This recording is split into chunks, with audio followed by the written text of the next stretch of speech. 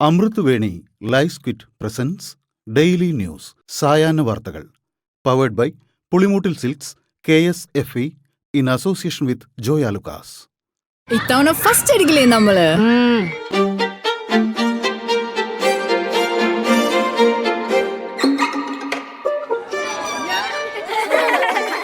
കുട്ടികൾക്കൊക്കെ പെയിൻ ശല്യം ഉണ്ടാകും. അതുകൊണ്ട് ലൈസ് കിറ്റ് ഉപയോഗിച്ച് ക്ലാസ്സിൽ വരാൻ പ്രത്യേക ശ്രദ്ധിക്കണം. ലൈസ് കിറ്റ് ലൈസ് റിമൂവർ പെയിൻ ശല്യത്തിൽ നിന്നും ഉടനടി ആശ്വാസം. നമസ്കാരം, ഞാൻ പ്രവി ജവനീത്. ഡെയിലി ന്യൂസിന്റെ സായന്ന വാർത്തകളിലേക്ക് സ്വാഗതം. ഇന്ന് സെപ്റ്റംബർ 9 ചൊവ്വാഴ്ച. ലോക്സഭാ പ്രതിപക്ഷ നേതാവ് രാഹുൽ ഗാന്ധി ഉയർത്തിയ വോട്ടുകൊള്ള ആരോപണത്തോട് മുഖ്യ തെരഞ്ഞെടുപ്പ് കമ്മീഷണർ ഗ്യാനേഷ് കുമാർ നടത്തിയ പ്രതികരണത്തെ വിമർശിച്ച് മുൻ മുഖ്യ തെരഞ്ഞെടുപ്പ് കമ്മീഷണറായ SY ഖുറേഷി, OP റാവത്ത് എന്നിവരും മുൻ തെരഞ്ഞെടുപ്പ് കമ്മീഷണർ അശോക് ലവാസയും രാഹുൽ ഗാന്ധി ഉന്നയിച്ച ആരോപണത്തോട് തർക്കസ്വരത്തിൽ മുഖ്യ തെരഞ്ഞെടുപ്പ് കമ്മീഷണർ പ്രതികരിച്ചത് ശരിയായില്ലെന്നും തെരഞ്ഞെടുപ്പ് പ്രക്രിയയെയും വോട്ടർ പട്ടികയെയും കുറിച്ച് ജനങ്ങൾക്കിടയിൽ സംശയമുണർത്താനേ ഇത് വഴിയൊരുക്കുവെന്നും അവർ അഭിപ്രായപ്പെട്ടു. അതേസമയം ആദരണീയരായ 3 വ്യക്തികളും ഉന്നയിച്ച വിമർശനത്തോട് മുഖ്യ തെരഞ്ഞെടുപ്പ് കമ്മീഷണർ ഗ്യാനേഷ് കുമാറിന്റെ പ്രതികരണം വ്യക്തമാക്കണമെന്ന് കോൺഗ്രസ് നേതാവ് P ചിദംബരം എക്സിൽ ആവശ്യപ്പെട്ടു. സാമൂഹിക മാധ്യമ നിരോധനം പിൻവലിച്ചിട്ടും പ്രക്ഷോഭം രൂക്ഷമാകുന്നതിനിടെ നേപ്പാൾ പ്രധാനമന്ത്രി KP ശർമ്മ ഒലി രാജിവെച്ചു. ഇദ്ദേഹത്തിന്റെ ഔദ്യോഗിക വസതി പ്രക്ഷോഭകർ കത്തിച്ചു.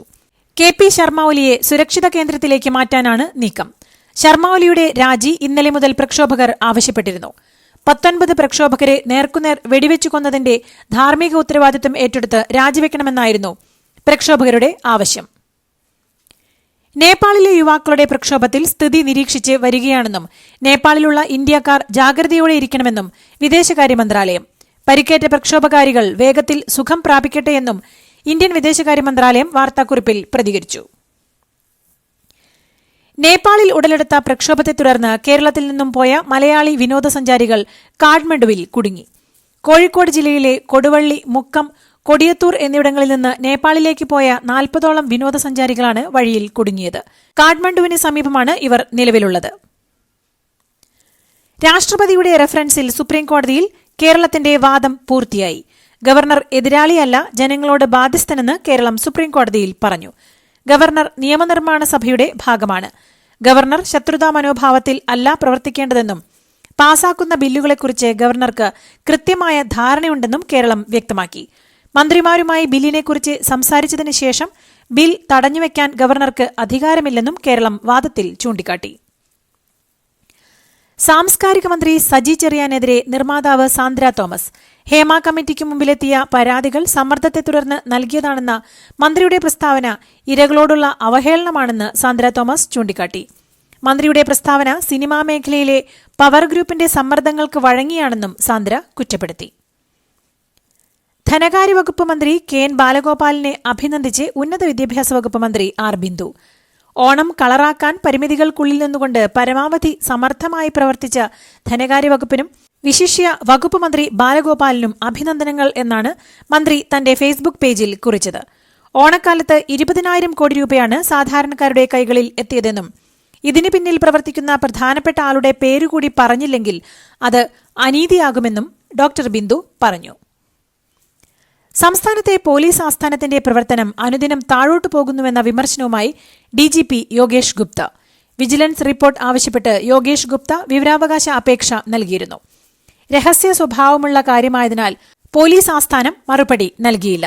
ഇതിനെ തുടർന്നാണ് പോലീസ് ആസ്ഥാനത്തിന്റെ പ്രവർത്തനം അനുദിനം താറുമാറാകുകയാണ് എന്ന് യോഗേഷ് ഗുപ്ത വിമർശനം ഉന്നയിച്ചത്.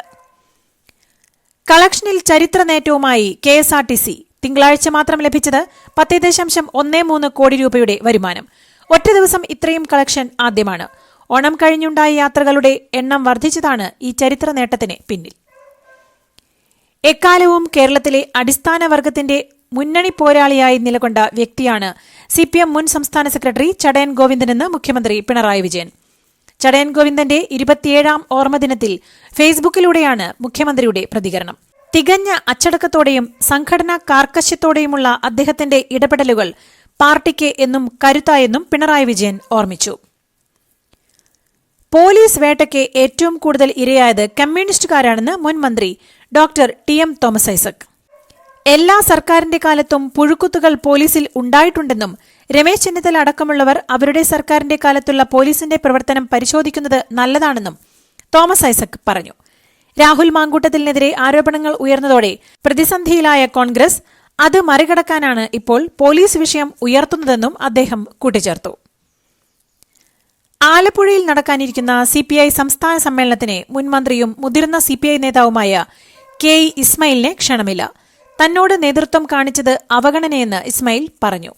എന്തുകൊണ്ട് സമ്മേളനത്തിൽ പങ്കെടുപ്പിക്കുന്നില്ലെന്ന് വ്യക്തമാക്കണമെന്നും ഇത്രകാലം പാർട്ടിക്ക് വേണ്ടി പണിയെടുത്ത തന്നോട് കാണിച്ചത് അനീതിയാണെന്നും അദ്ദേഹം പറഞ്ഞു. സുന്ദരിപ്പൂവേ പൂത്തുമ്പികളെ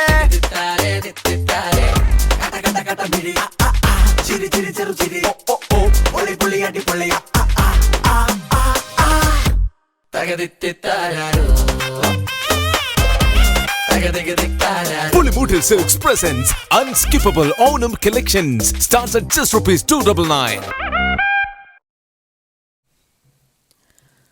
റോഡ് നന്നാക്കാതെ പാലിയേക്കരയിലെ ടോൾ പിരിവ് പുനഃസ്ഥാപിക്കില്ലെന്ന് ഹൈക്കോടതി.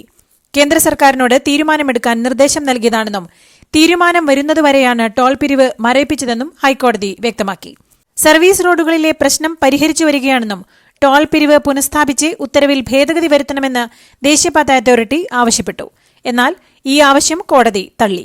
ഹർജി നാളെ വീണ്ടും പരിഗണിക്കും. ഓണനാളുകളിൽ ബെവ്കോ വിറ്റഴിച്ചത് 920.74 കോടിയുടെ മദ്യം. 12 ദിവസത്തെ കണക്കാണിത്. കഴിഞ്ഞ വർഷത്തെ കണക്കുമായി താരതമ്യം ചെയ്യുമ്പോൾ 78 കോടിയുടെ വർധനയാണ് ഉണ്ടായിരിക്കുന്നത്. കണക്കനുസരിച്ച് കൊല്ലം ആശ്രമം, കരുനാഗപ്പള്ളി, തിരുവനന്തപുരം പവർ ഹൌസിനടുത്തായുള്ള ഔട്ട്ലെറ്റ് എന്നിവിടങ്ങളിലാണ് ഏറ്റവും കൂടുതൽ മദ്യം ചെലവഴിക്കപ്പെട്ടത്. സംസ്ഥാനത്തെ മദ്യശാലകളിൽ നാളെ മുതൽ കുപ്പികൾ തിരികെ വാങ്ങൽ ആരംഭിക്കും. കണ്ണൂരിലും തിരുവനന്തപുരത്തുമായി തിരഞ്ഞെടുക്കപ്പെട്ടിട്ടുള്ള ബെവ്കോ ഔട്ട്ലെറ്റുകളിലാണ് പൈലറ്റ് പദ്ധതി നടപ്പാക്കുന്നത്. ഇതുപ്രകാരം 20 ഷോപ്പുകളിലായിരിക്കും മദ്യക്കുപ്പികൾ തിരികെ ഏൽപ്പിക്കാൻ കഴിയുന്നത്. വാങ്ങിയ ബെവ്കോ ഔട്ട്ലെറ്റിൽ മദ്യക്കുപ്പി കൊടുത്താൽ ഡെപ്പോസിറ്റ് തുകയായ 20 രൂപ തിരികെ നൽകും. പാലക്കാട് പുതുനഗരത്തെയും RSS നിയന്ത്രണത്തിലുള്ള വ്യാസ വിദ്യാപീഠം സ്കൂളിലും പന്നിപ്പടക്കം പൊട്ടിയ സംഭവത്തിൽ തമ്മിൽ ബന്ധമുണ്ടെന്ന് പോലീസിന് സംശയം.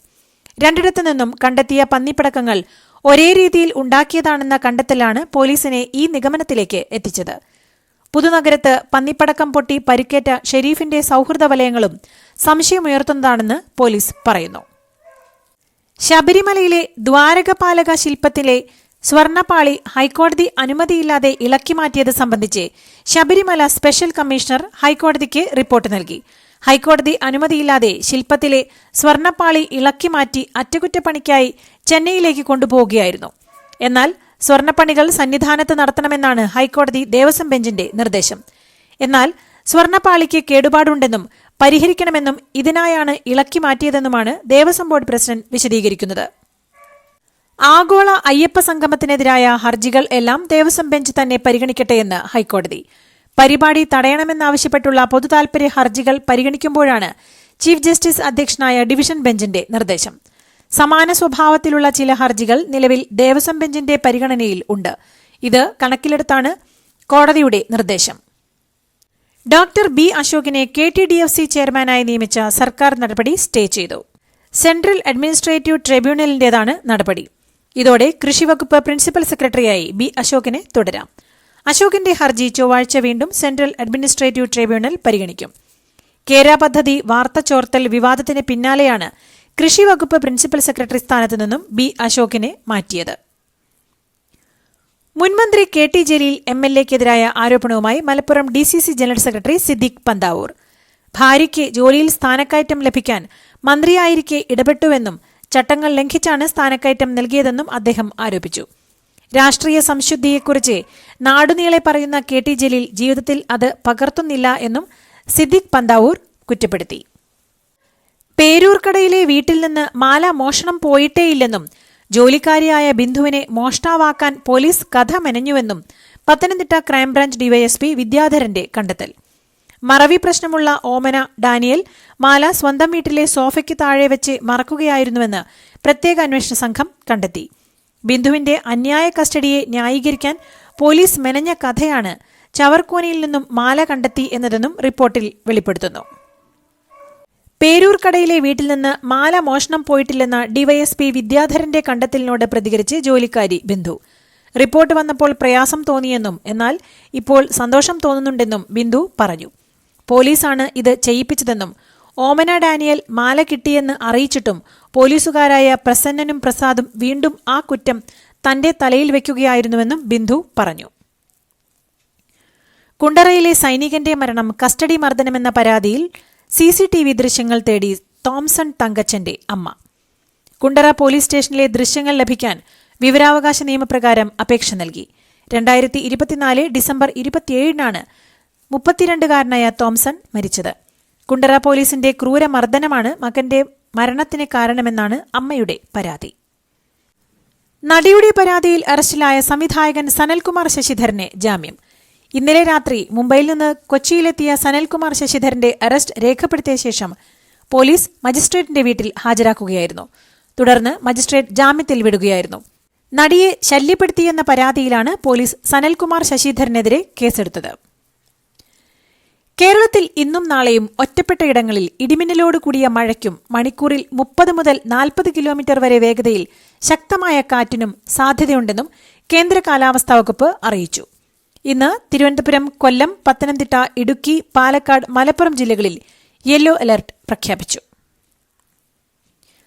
ബലാത്സംഗ കേസിൽ റാപ്പർ വേടൻ ചോദ്യം ചെയ്യലിനെ പോലീസിന് മുന്നിൽ ഹാജരായി. രാവിലെ 9:30-യോടെയാണ് വേടൻ തൃക്കാക്കര പോലീസ് സ്റ്റേഷനിൽ എത്തിയത്. വിവാഹ വാഗ്ദാനം നൽകി ബലാത്സംഗം ചെയ്തെന്ന യുവതിയുടെ പരാതിയിലായിരുന്നു വേടനെതിരെ പോലീസ് കേസെടുത്തത്. കേസിൽ വേടനെ മുൻകൂർ ജാമ്യം ഹൈക്കോടതി അനുവദിച്ചിരുന്നു. അറസ്റ്റ് ചെയ്താലും ഉടൻ സ്റ്റേഷൻ ജാമ്യത്തിൽ വിടണമെന്നാണ് കോടതി നിർദ്ദേശം. കൺഗ്രാചുലേഷൻസ്. മിടുക്കിയാട്ടോ. പൈലറ്റ് ആവണമെന്ന് പറയണേ. അവളുടെ ആഗ്രഹമല്ലേ, അവള് പറക്കട്ടെ. ചെലവ് എത്രയാന്ന്? KSFE-യുടെ പുതിയ ഹാർമണി ചിട്ടി ചേരണം. കണ്ണടച്ചു തുറക്കും മുമ്പ് അവളുടെ +2 കഴിയില്ലേ. കടം വാങ്ങാതെയും സ്ഥലം വിൽക്കാതെയും കുട്ടികളെ പഠിപ്പിക്കാം. KSFE ഹാർമണി ചിട്ടികൾ. KSFE ഹാർമണി ചിട്ടിയിൽ ചേരുന്ന 100 ഭാഗ്യശാലികൾക്ക് സിംഗപ്പൂർ യാത്ര. ഉപരാഷ്ട്രപതി തിരഞ്ഞെടുപ്പിൽ വോട്ട് രേഖപ്പെടുത്തി പ്രധാനമന്ത്രി നരേന്ദ്രമോദി. മല്ലികാർജ്ജുൻ ഖാർഗെ, സോണിയാഗാന്ധി, രാഹുൽ ഗാന്ധി എന്നിവരും വോട്ട് ചെയ്യാനെത്തി. പുതിയ പാർലമെന്റ് മന്ദിരത്തിൽ രാവിലെ 10 മണിക്കാണ് തിരഞ്ഞെടുപ്പ് തുടങ്ങിയത്. ഉപരാഷ്ട്രപതി തിരഞ്ഞെടുപ്പിൽ വോട്ട് ചെയ്യാനായി രാവിലെ തന്നെ MP-മാർ എത്തിയിരുന്നു. NDA MP-മാർ മനസാക്ഷി വോട്ട് ചെയ്യണമെന്ന് ഇന്ത്യ സഖ്യം പ്രതികരിച്ചു. എന്നാൽ പ്രതിപക്ഷത്തിന്റേത് നാണം കെട്ട ആഹ്വാനമാണെന്നായിരുന്നു BJP-യുടെ പ്രതികരണം. ഹിമാചൽ പ്രദേശിൽ മേഘവിസ്ഫോടനം, 4 പേർ മരിക്കുകയും 3 പേർക്ക് പരിക്കേൽക്കുകയും ചെയ്തു. ഒരാളെ കാണാതായിട്ടുണ്ട്. ഇയാൾക്കായി തെരച്ചിൽ നടക്കുകയാണ്. ഇന്നലെ രാത്രി കുളു ജില്ലയിലെ നിർമണ്ട് മേഖലയിലാണ് മേഘവിസ്ഫോടനം ഉണ്ടായത്. പ്രധാനമന്ത്രി നരേന്ദ്രമോദി ഹിമാചൽ പ്രദേശിലേക്ക് പുറപ്പെട്ടു. ശേഷം പഞ്ചാബിലെ പ്രളയബാധിത സ്ഥലങ്ങൾ സന്ദർശിക്കും. രാജ്യത്തെ ആദ്യ Vande Bharat sleeper express service ആരംഭിക്കാനൊരുങ്ങുന്നു. ദീപാവലിക്ക് തൊട്ടുമുമ്പായി Vande Bharat sleeper express service ആരംഭിക്കുമെന്നാണ് റിപ്പോർട്ട്. ദില്ലിയെ പട്നയുമായി ബന്ധിപ്പിക്കുന്ന സർവീസ് പിന്നീട് ബീഹാറിലെ ദർഭംഗയിലേക്കോ സീതാമർഹിയിലേക്കോ വ്യാപിപ്പിക്കും. ദില്ലിക്കും പട്നയ്ക്കും ഇടയിൽ പ്രയാഗ്രാജ് വഴിയാണ് വന്ദേ ഭാരത് സ്ലീപ്പർ ട്രെയിൻ സർവീസ് നടത്തുക. 11.5 മണിക്കൂറിൽ യാത്ര പൂർത്തിയാക്കും. സ്വന്തം മുന്നണിയിലെ 2 മന്ത്രിമാർക്കെതിരെ ശല്യപ്പെടുത്തുന്നുവെന്ന ആരോപണവുമായി പുതുച്ചേരി വനിതാ MLA, മുൻ ഗതാഗത മന്ത്രിയും പുതുച്ചേരി MLA-യുമായ S. ചന്ദ്രപ്രിയങ്കയാണ് മന്ത്രിമാർക്കെതിരെ സ്പീക്കർക്ക് പരാതി നൽകിയത്. BJP-യിൽ നിന്നും NR കോൺഗ്രസിൽ നിന്നുമുള്ള മന്ത്രിമാർക്കെതിരെയാണ് പരാതി. പരാതിയുടെ അടിസ്ഥാനത്തിൽ സ്പീക്കർ അന്വേഷണത്തിന് നിർദ്ദേശം നൽകി. സ്വകാര്യത സംരക്ഷിക്കണമെന്നാവശ്യപ്പെട്ട് നടി ഐശ്വര്യ റായ് ദില്ലി ഹൈക്കോടതിയെ സമീപിച്ചു. തന്റെ അനുവാദമില്ലാതെ ചിത്രങ്ങളടക്കം ദുരുപയോഗം ചെയ്തുവെന്നും വ്യക്തിഗത അവകാശങ്ങൾ സംരക്ഷിക്കണമെന്നും ചിത്രങ്ങളും ശബ്ദവുമടക്കം വാണിജ്യ ആവശ്യങ്ങൾക്ക് അനുവാദമില്ലാതെ ഉപയോഗിക്കുന്നത് തടയണമെന്നും ഹർജിയിൽ ആവശ്യം ഉന്നയിച്ചിട്ടുണ്ട്. കേസ് അടുത്ത വർഷം ജനുവരി 15-ലേക്ക് മാറ്റി ഇടക്കാല ഉത്തരവ് വെബ്സൈറ്റിൽ അപ്ലോഡ് ചെയ്യും. ലോകപ്രശസ്ത പരിസ്ഥിതി പ്രവർത്തക ഗ്രേറ്റ തുൻബർഗിനെയും 44 രാജ്യങ്ങളിൽ നിന്നുള്ള പൌരന്മാരെയും വഹിച്ച് ഗാസയിലേക്ക് സഹായവുമായി പോയ കപ്പൽ ഇസ്രായേൽ ആക്രമിച്ചു. ഗ്ലോബൽ സുമുദ് ഫ്ലോട്ടില കപ്പലാണ് ടുണീഷ്യൽ തീരത്ത് ഡ്രോൺ ആക്രമണത്തിൽ തീപിടിച്ചത്. ആക്രമണത്തിൽ ആർക്കും പരിക്കേറ്റിട്ടില്ലെന്ന് കപ്പൽ കമ്പനി അറിയിച്ചു. എന്നാൽ പോർച്ചുഗീസ് പതാക വഹിച്ച് പോയ കപ്പലിൽ തീപിടുത്തമുണ്ടായതാണെന്നും ഡ്രോൺ ആക്രമണമല്ലെന്നുമാണ് ടുണീഷ്യ സർക്കാരിന്റെ പ്രതികരണം. നോർവേയിൽ നടന്ന പൊതുതെരഞ്ഞെടുപ്പിൽ ഇടതുപക്ഷ പാർട്ടികൾക്ക് വീണ്ടും ജയം. പ്രധാനമന്ത്രി ജോനാസ് ഗഹർ സ്റ്റോറിന്റെ നേതൃത്വത്തിലുള്ള ഇടതുപക്ഷ സഖ്യം 169 സീറ്റുകളിൽ 87 സീറ്റുകളിൽ ഭൂരിപക്ഷം നേടി. വലതുപക്ഷ കൂട്ടായ്മയ്ക്ക് 82 സീറ്റുകളാണ് ലഭിച്ചത്. വോട്ടെണ്ണൽ 99% പിന്നിട്ടതോടെയാണ് പ്രധാനമന്ത്രി നേരിട്ട് തങ്ങൾ ജയിച്ചെന്ന് അവകാശപ്പെട്ട് ജനത്തെ അഭിസംബോധന ചെയ്തത്.